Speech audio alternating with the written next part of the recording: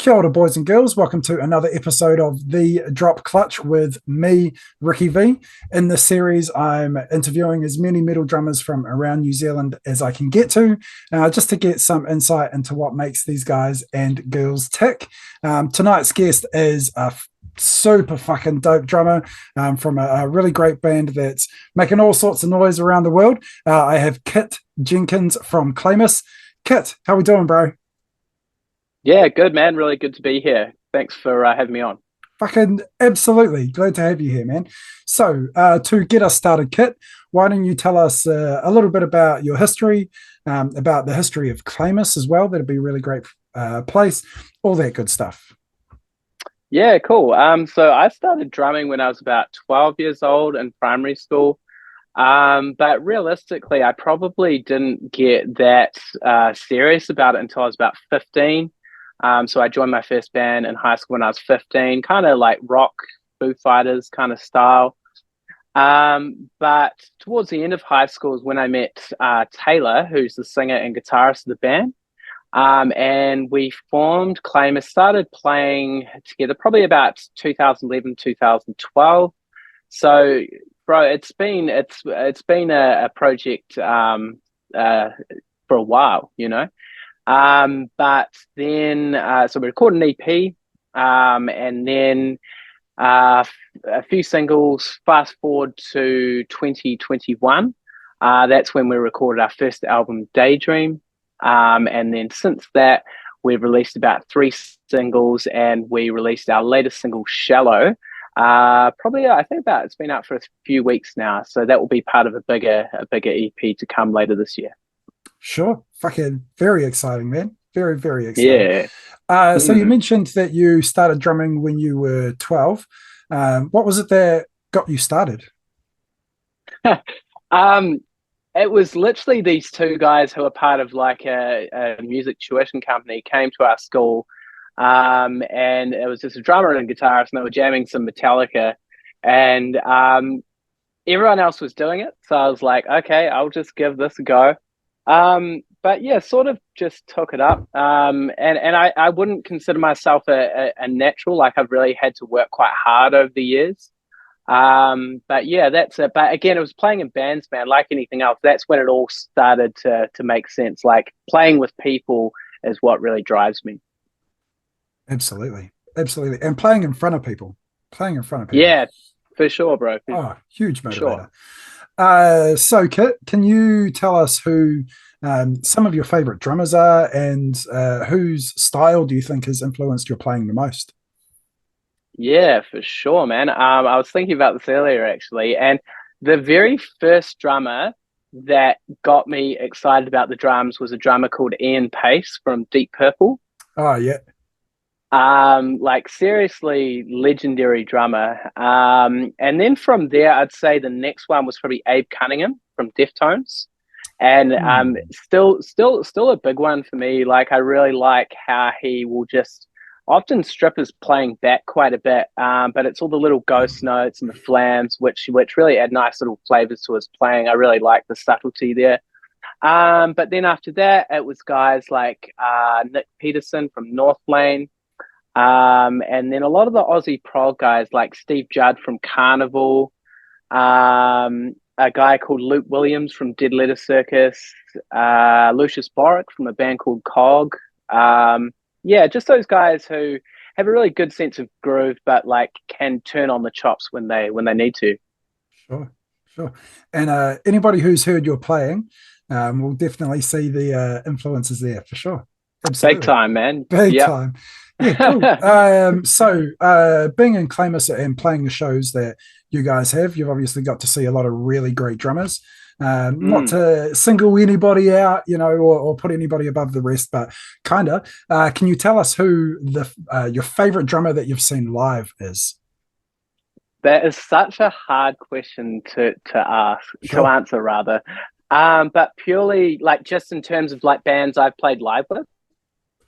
Just in general, who have you seen live? Who was your favorite? Yeah, yeah, cool. Okay, well, I'll start with the ones that I've seen live. Like, I think God, his name escapes me now, but Pliny's drummer, his name's Chris. I can't remember his second name, but he is seriously dope. Really good player. Also, yeah, again, we were fortunate enough to play with North Lane, so seeing Nick Peterson live, he's an absolute weapon. But as far as drummers who I have unfortunately not had the pleasure of being on the same bill as, two that really stand out are a guy called Keith Carlock. So I saw him performing with Steely Dan quite a few years ago, and insane like jazz drummer, but can play anything. And then another dude that was seriously sick and like really got me into this band was Stuart Copeland from the Police, bro. I saw Sure. them when they came here, and he's like, again, these guys are on that other level, man. Yeah, his inventiveness, Copeland's inventiveness, the shit that he does is just insane. I can't remember what the song is, but I watched a live video of it. It's like a 8 minute or 9 minute song, and he's sitting at the kit and then standing up, and he's playing on all this. Yeah, ridiculous. Oh yeah, he gets into all the like crazy world percussion stuff, bro. He's one of a kind, man. Fuck yeah, he is absolutely. So this is something that's been a little bit more difficult for some of the drummers that I've asked to answer, but how would you describe your style, Kit?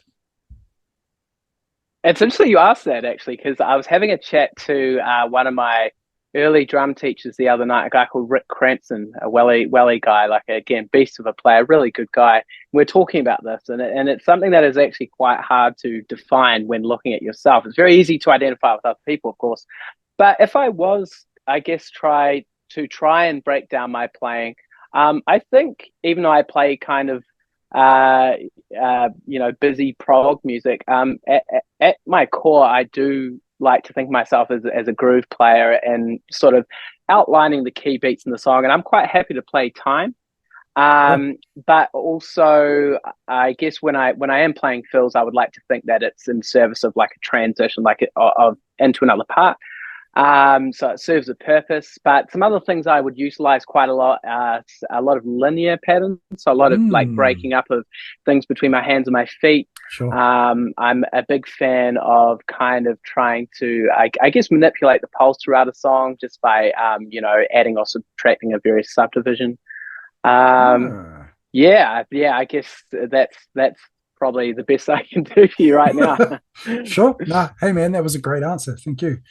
So getting on and focusing a little bit more on Claemus, can you tell us what the writing process is like?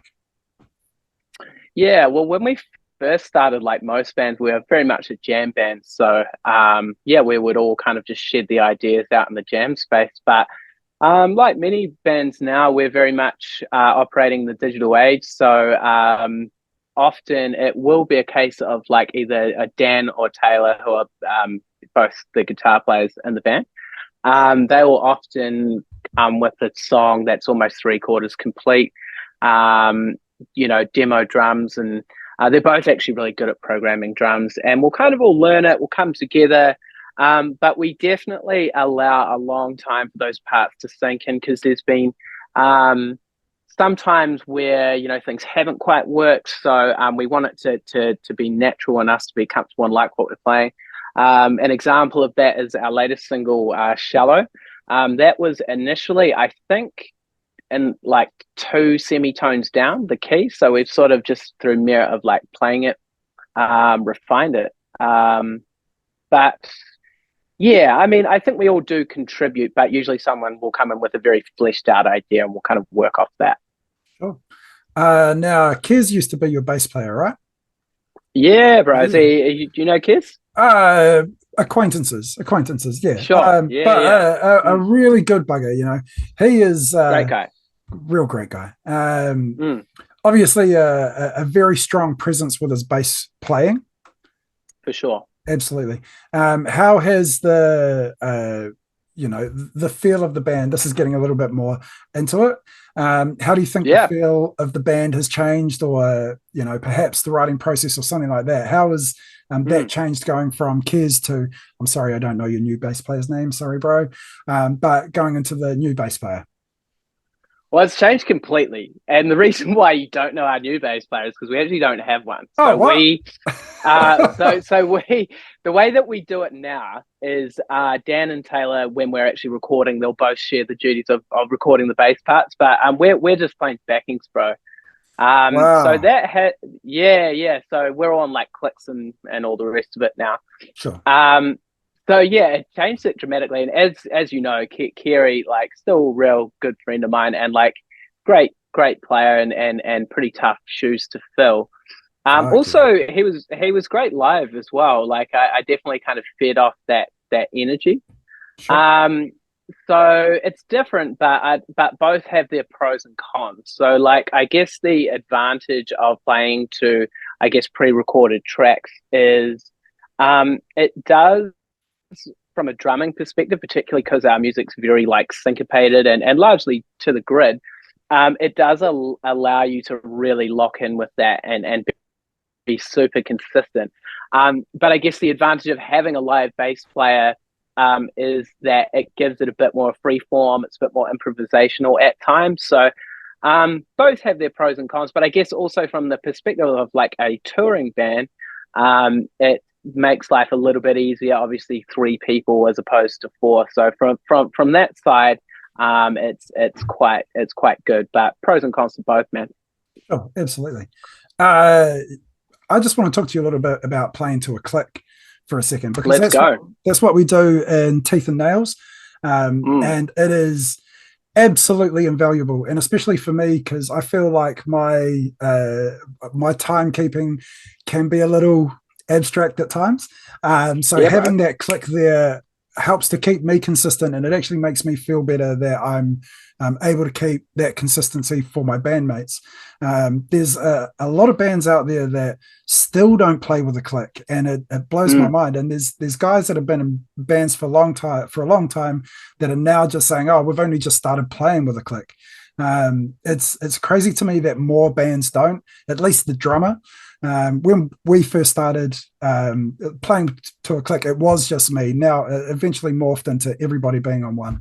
But you basically just said it. But yeah, tell us about the pros of playing with a click, and express your shock that more people don't. It's crazy. Yeah, bro. It's definitely something that is more and more common, and I am of the belief that whatever is best for the musical situation at the time. Because bro, there's some styles that you probably wouldn't want to play with a click, like Latin and jazz, more free form Sure. kind of stuff. And even some styles of rock, like you might have like say a stoner rock band who just want to like kind of groove out, and that's totally fine. But I do think for more modern metal and any genre that requires a degree of like precision, Mm. um, it helps massively, especially with a band like us, man, where we use a lot of like dotted delays and quite a few kind of interesting effects on the guitar and keys and that kind of thing. So if that's not all locked in, it just doesn't sound good. And I also think it's great playing live because I don't know if you've ever felt this, man, but like sometimes you're playing a part and it feels slow live, like slower than when you would play it when you're just practicing. And I think that is often due to the kind of the adrenaline of just playing a live show. So from that point of view, I wouldn't want to go back to not doing it in a band like Claemus. No, absolutely not. And me for Teeth and Nails, just as I said, the comfort that it gives me knowing that I'm being reliable for the boys. But yeah, it's funny that you say that because we've actually said the same thing about it feeling slower live to the click. Even though when we watch it back and footage and whatnot, it's still that same kind of fast paced stuff. But yeah, that's a really weird phenomenon. Really I've weird. talked to so many people and like drummers and like they've had kind of similar experiences. And if that is a thing for you, and this is something I've even thought about as well, sometimes like just making the live tracks like maybe 3 BPM faster than the recorded versions, like that might be something worth Ah, exploring as well. I mean, maybe, but we already get up to 210, 220, 240 for Oh, some of our okay. Yeah, songs. yeah, So, yeah.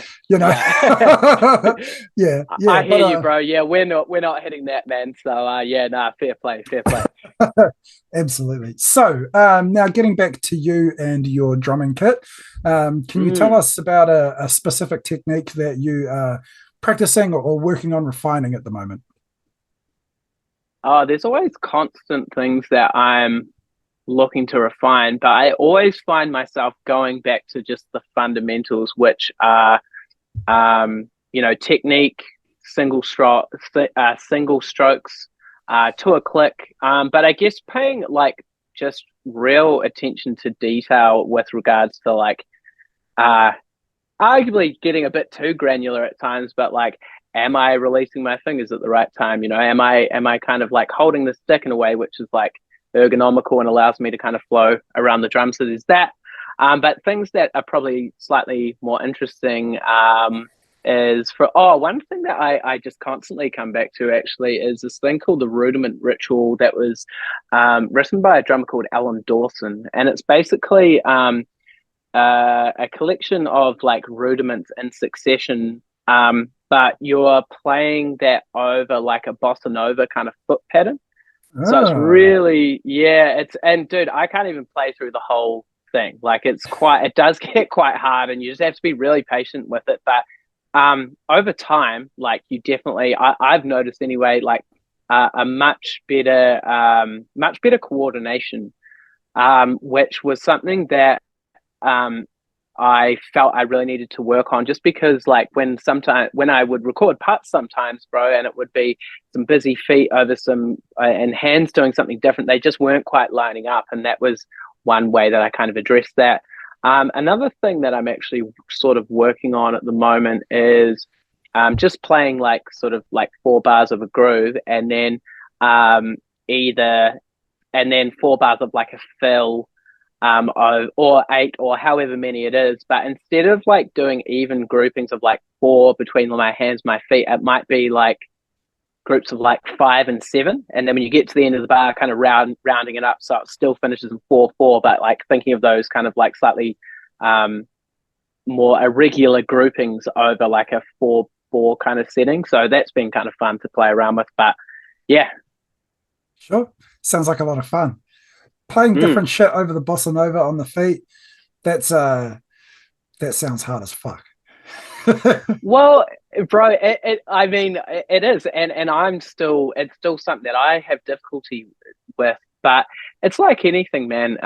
Just repetition over time, and with Sure. any of those kind of seconds, you can sort of break it down, and eventually, it will just kind of become a bit more ingrained and like comfortable with your playing. Absolutely. Alrighty, Kit. So we are heading towards the end of the show, but first we're going to play a Cool. game I call First, Last, Best, and Worst. So this is where you're going Okay. to tell us about the very first show that you ever played, what the last gig that you had was, just for a bit of fun. Tell us about your best show. Now that can be the best show that you personally played in terms of how you played. That can be Hmm. the best setting, whatever, and then worst show. So that can be the worst setting, that can be a worst thing that happened, that can be the funniest thing that happened. It's really open to interpretation. So let's start with the first show that you ever played, please. Yeah. So this is going right back, but this was in high school. Um, I had never played live before. I'd never played in a band before. And then a group of my friends were like, let's create a band and we'll perform in front of the school. None of them could play instruments, and I could barely play mine, but at least I could play it. So um, I think we also like found some masks and we're like, oh yeah, we're fucking Slipknot now. Look how cool we are, kind of thing. And it wasn't like, it was terrible. It was so terrible and kind of embarrassing. Oh, also, I dropped my stick.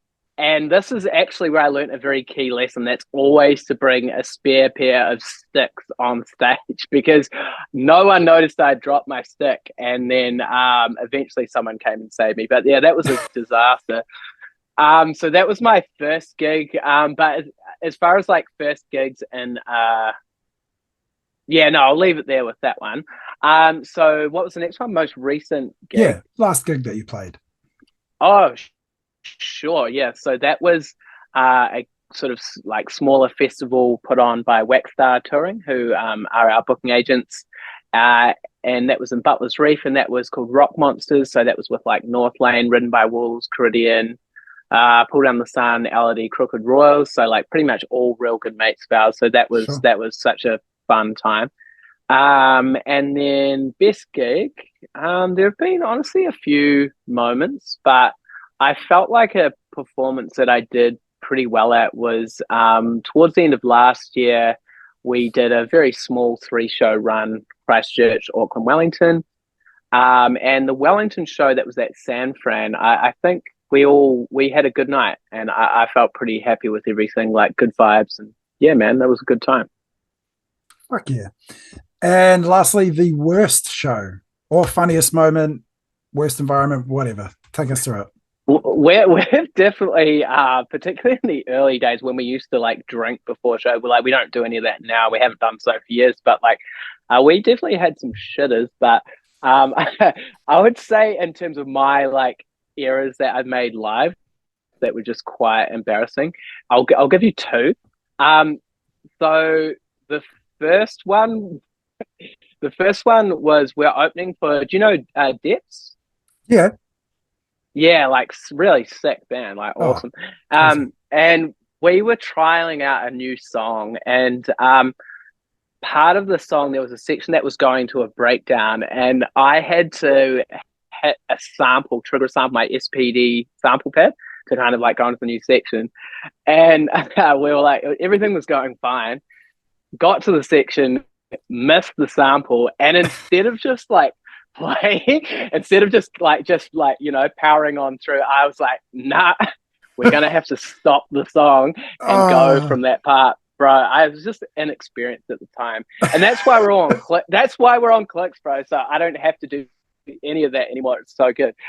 So that was pretty embarrassing. Fortunately, we were pretty early on, and like I don't think anyone wanted to really see us there anyway, so yeah, that was no good.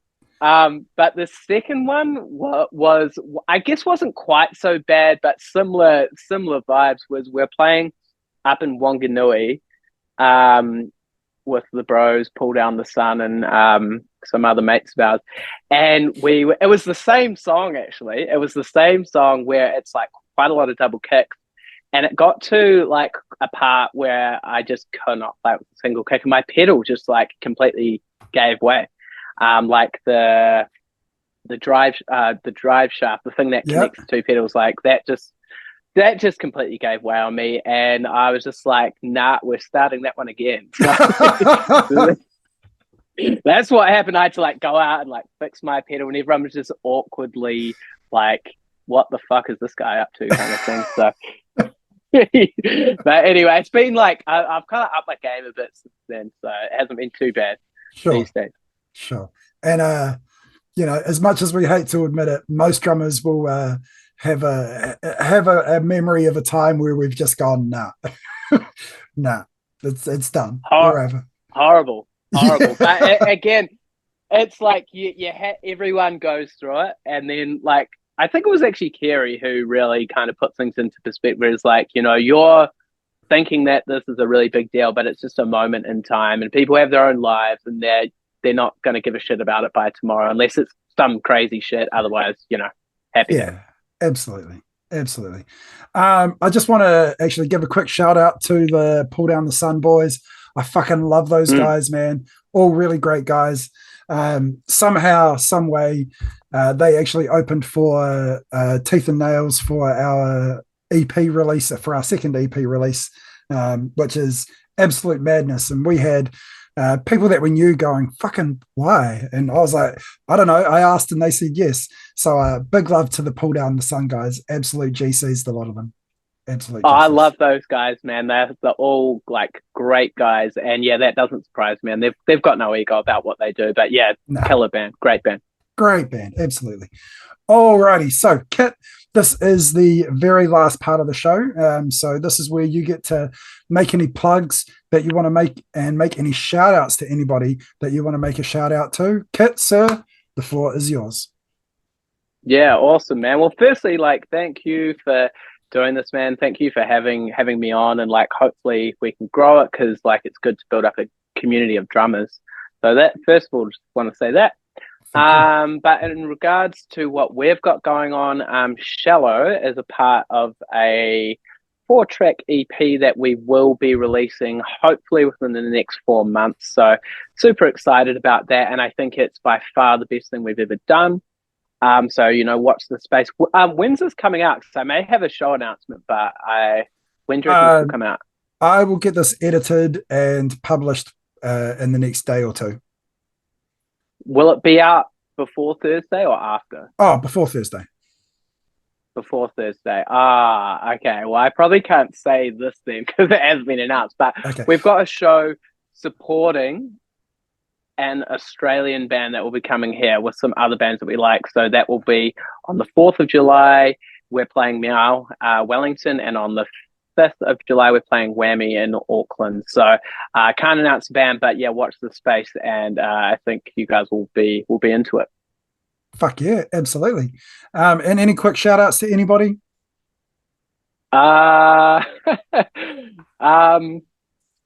Yeah, well, actually, yeah, I will. So just everyone that actually supports Claemus, we really do appreciate it. Obviously, it's quite a time-consuming pursuit, but it definitely makes it all worth it when people support our music and buy our merch. So, yeah, massive shout out to all the fans. Awesome. Great shout out. Great shout out. Alrighty. Well, Kit, thank you so much for your time, man. I really fucking appreciate it. Thank you so much for being on my show. Awesome, bro. Thanks for having me, man. Hope to catch up again. Fucking absolutely. Alrighty. And to you, thank you so much for watching. This has been The Drop Clutch with me, Ricky V. I believe this is episode 12 now. We'll see you next time.